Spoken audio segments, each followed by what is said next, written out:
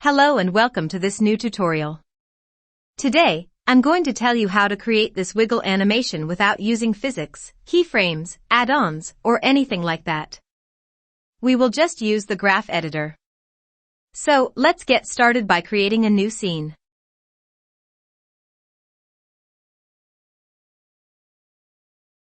Here is our default cube. As I promised, we will not use keyframes, but you just need to insert a keyframe anywhere, so that we can use the modifiers of the graph editor.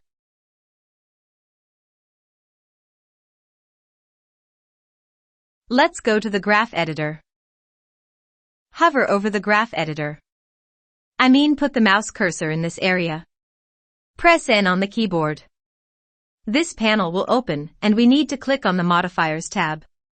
If you want the default cube to move along the x-axis like this, you will need to unfold this, and then select the x location. Then, let's add a built-in function. Let's play the animation to test how the cube will move. It is the sine wave motion. Cosine also have a very similar motion, so you can select any one of them. If you would like to increase the distance that the cube travels on the x-axis, you can increase the amplitude. I'll set it to 4.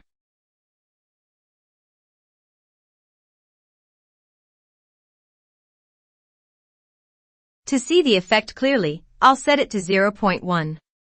The maximum distance that it travels is 0.1. Let's set it back to 4.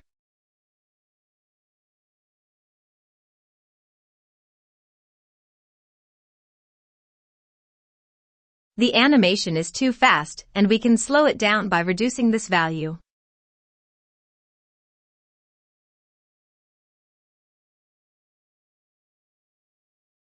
I think 0.15 is a suitable number. The cube keeps moving forever. To make the animation limited, you need to check Restrict Frame Range.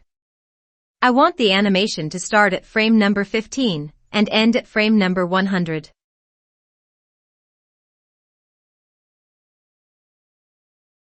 To make the damping animation, you need to set the blend in and out values. I'll play with this a little so that you can see the effect on the graph. At the beginning of the animation, the cube jumps. To fix that, you can change this value.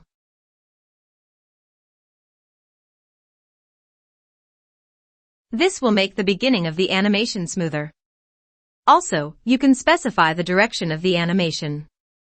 For example, the cube starts the animation by moving to this direction. It moves towards the negative side of the x-axis. If you would like to reverse this, you can add a negative sign to the amplitude. Now, the cube will move towards the positive side of the x-axis first. This is the final result. I hope you like this video. If you need to get more tutorials like this, don't forget to subscribe to the channel, and you will be able to get new content. Enjoy learning Blender. Have a nice day.